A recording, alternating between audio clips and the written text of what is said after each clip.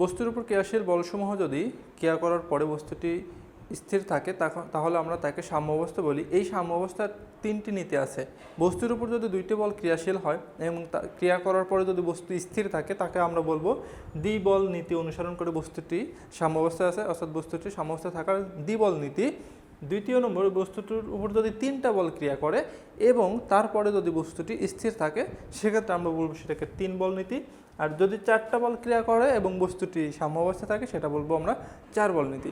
দ্বিবল নীতি যদি ক্রিয়া করে, তোমরা খেয়াল করে দেখো, যদি একটা বস্তুর উপরে দুইটা বল ক্রিয়া করে এবং বস্তুটি স্থির থাকে সেটা কিভাবে সম্ভব? দেখো, মনে করো এটা একটা বস্তু আছে, তুমি এই বস্তুর উপরে এদিকে একটা ফোর্স দিলা, এইদিকে একটা ফোর্স দিলা, এটা কি আসলে এখানে স্থির থাকা সম্ভব?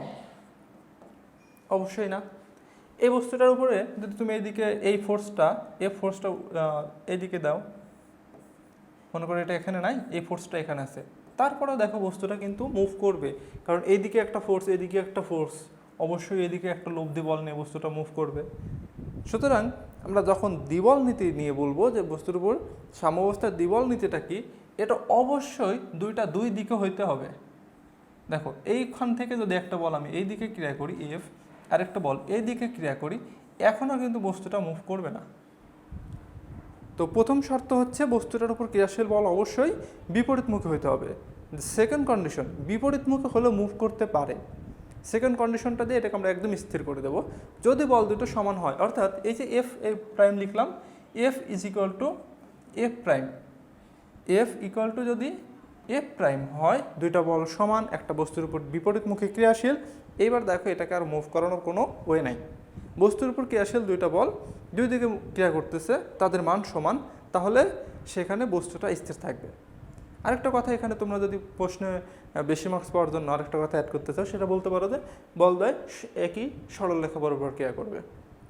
সর্বোচ্চ এই তিনটা পয়েন্ট দিয়ে দিলে এনাফ দ্বিবল নীতি এক্সপ্লেন করার জন্য। তবে মোস্ট ইম্পর্ট্যান্ট, বল দুইটা অবশ্যই বিপরীতমুখী হতে হবে এবং বল দুইটা পরস্পর সমান হতে হবে। আচ্ছা, এরপর আসি তিন বল নীতি।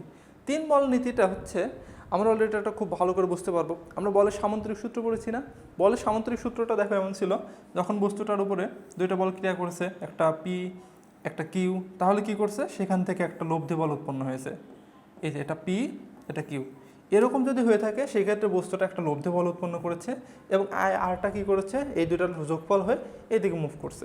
অর্থাৎ এখানে যদি কোনো একটা বস্তু থাকে তাহলে কি হয়, এই পয়েন্টে যদি কোনো বস্তু থাকে সেটার উপর পি এবং কিউ ক্রিয়া করলে বস্তুটা এইদিকে মুভ করে লব্ধি বরাবর।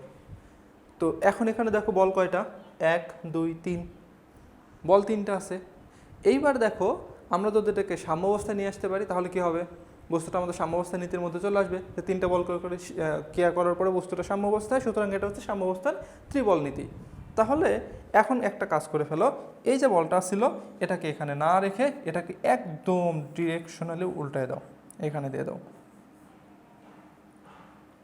তাহলে কি হচ্ছে, এখানে যখন বলটা নাই, বস্তু দুইটা ক্রিয়াশীল বল পি কিউ, তাদের লব্ধি এই দিকে যে বলে টানতেছে, তুমি ঠিক সেই পরিমাণ বল যদি উল্টা ডিরেকশনে দিয়ে দাও, 180 ডিগ্রি কোনো বিপরীত দিকে দিয়ে দাও, তাহলে কি হয়ে যাবে, সেই বস্তুটা আর মুভ করবে না, সাম্য অবস্থায় হয়ে যাবে। কেন মুভ হয়ে যাবে? তুমি একটা বস্তুর উপর দেখো দুই দিকে বল দিয়ে টানতেছো, বস্তুটা মুভ করতেছে, ঠিক সেই পরিমাণ যে বল নিয়ে যেদিকে মুভ করতেছে সেই লব্ধির পরিমাণ বল দিয়ে তার বিপরীত দিকে দাও, তার মানে সেটা কি হয়ে গেল, এখন স্থির হয়ে গেল। তো এই অবস্থায় এটা স্থির থাকবে। তাহলে এখানে যে শর্তগুলো উৎপন্ন হচ্ছে সেটা হচ্ছে আমাদের যে তৃতীয় যে বলটা, অর্থাৎ দুইটা বল, তিন বল নীতির যে দুইটা বল পি কিউ, এর লব্ধি হবে, অর্থাৎ প্রথম দুইটা বলের লব্ধি হবে তৃতীয় বল।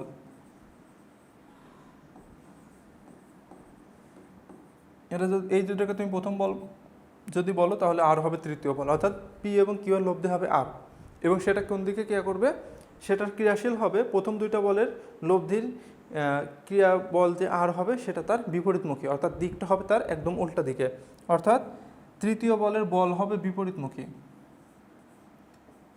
এখানে আমরা যেটাকে আর বলেছি, তৃতীয় বল বিপরীতমুখী হবে।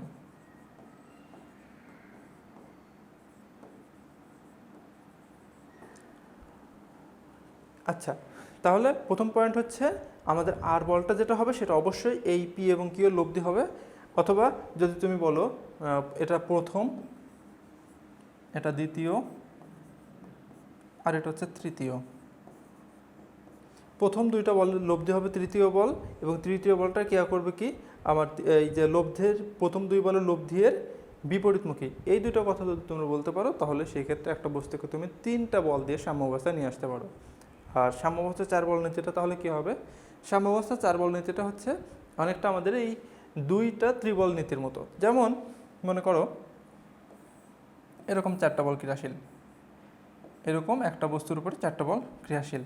তাহলে এদেরকে দিই প্রথমে F1, F2, F3, F4। 4 বল নীতি যেটা হবে এরকম করে যদি সেটা স্থির থাকতে চায় তাহলে এই যে F1 এবং F2 এর লব্ধি অথবা F2 এবং F3 এর লব্ধি, আচ্ছা আমি কালার নিচ্ছি এখানে, সেটা হচ্ছে এই দুইটা বলের যে লব্ধি এই দুটো সমান হবে। সাপোজ এটা যদি আর হয় এটাও আর হবে, সেক্ষেত্রে বস্তুটা সমান থাকবে। অর্থাৎ একটা বস্তুর উপরে দুইটা বল দিয়ে তুমি টানতেছো এই দিক থেকে এই দিক থেকে, তাদের লব্ধি উৎপন্ন হচ্ছে একটা, সেটা আর এই দিকে যে বলে টানতেছে ঠিক এই পাশ থেকে দুইটা বল দিয়ে দুই দিকে টানতেছে এবং তাদের লব্ধি সমান। অর্থাৎ একই সরলরেখা বরাবর যখন এই দুইটা বলের লব্ধি এবং এই দুইটা বলের লব্ধি ক্রিয়া করবে একই সরলরেখা বরাবর, সেক্ষেত্রে বস্তুরা সাম্য অবস্থায় থাকবে। শুধুমাত্র এই দুইটা বল না, উপরের নিচে যদি দুইটা বল আছে তারাও যদি এদিকে F1 এবং F4 বলের লব্ধি মনে করো নিচের দিকে আছে, এটা মনে করো S, এবং F2 এবং F3 এর লব্ধি এটাও হচ্ছে S, এরাও যদি পরস্পর একই সরলরেখা বরাবর উপরের দিকে আর নিচের দিকে এভাবে যদি ক্রিয়া করে সেক্ষেত্রেও বলয় বা বস্তুটা কী করবে সাম্য অবস্থায় থাকবে। অর্থাৎ 4টা বল সাম্য অবস্থায় থাকার শর্ত হচ্ছে তাদের দুইটা বলের লব্ধি, প্রথম দুইটা বলের লব্ধি ইজ ইকুয়াল টু হবে এই দ্বিতীয় দুইটা বলের লব্ধি, অথবা এইদিকে বলতে পারো যে এই প্রথম দুইটা বলের লব্ধি ইজ ইকুয়াল টু হবে দ্বিতীয় এই দুইটা বলের লব্ধি। এক কথায় তাদের পরস্পর দুইটা দুইটা করে বল নিয়ে যে লব্ধি হবে সেই লব্ধিদ্বয় পরস্পর সমান হইতে হবে এবং একই সরলরেখায় যদি ক্রিয়াশীল হয় সেক্ষেত্রে তারা কি করবে 4টা বল ক্রিয়া করে তারা সাম্যাবস্থায় সৃষ্টি করবে। এই 3টাই ছিল হচ্ছে আমাদের সাম্যাবস্থার নীতিসমূহ। আশা করি এখন তোমরা বুঝতে পেরেছো এবং এটা তোমরা লিখতে পারবে পরীক্ষায় আসলে। ধন্যবাদ সবাইকে।